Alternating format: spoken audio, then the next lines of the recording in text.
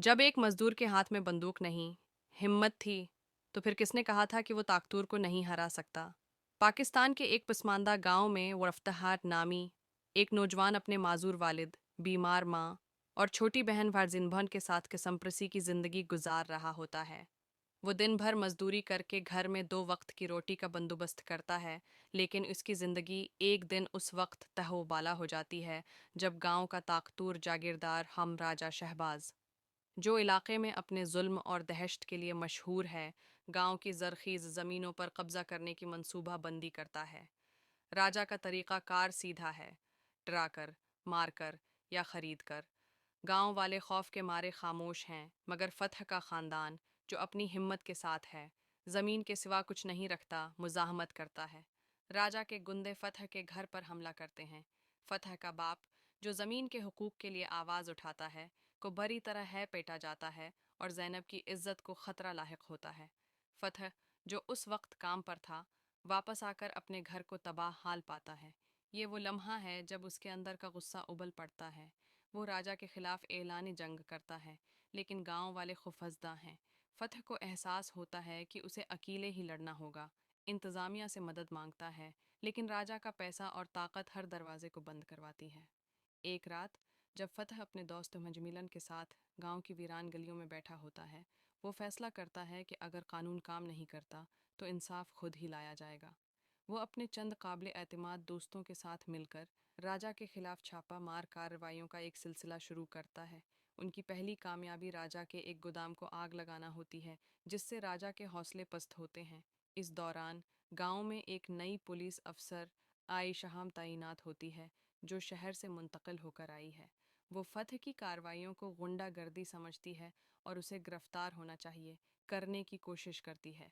मगर जब वो राजा के माजी को खोदती है, तो उसे पता चलता है कि राजा न सिर्फ ज़मीनों पर कब्जा कर रहा है, बल्कि मंशियात की असमगलंग और नौजवानों को लत लगाकर उनका इस्तेहसाल भी कर रहा है।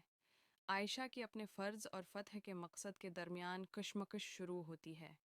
एक वाक़ये में जब राजा के आदमी आयशा को भी निशाना बनाते हैं, तो वो खल्म खुल्ला फ़तह का साथ देने पर मजबूर हो जाती है। फ़तह और आयशा की मुलाकातों में एक नर्म रोमानवी लहर पैदा होती है। आयशा फ़तह की बेलौस हिम्मत से मुतासिर होती है, जबकि फ़तह को आयशा की ईमानदारी पर एतमाद होता है। दोनों मिलकर राजा के खिलाफ एक मंसूबा बनाते हैं, मंशियात की फैक्ट्री को तबाह करना, जो गांव के नौजवानों को तबाह कर रही है।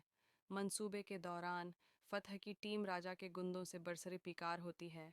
एक शदीद झड़प में फ़तह का बचपन का दोस्त हान जमील, जो उसका सबसे करीबी साथी था, गोलियों का निशाना बनकर शहीद हो जाता है।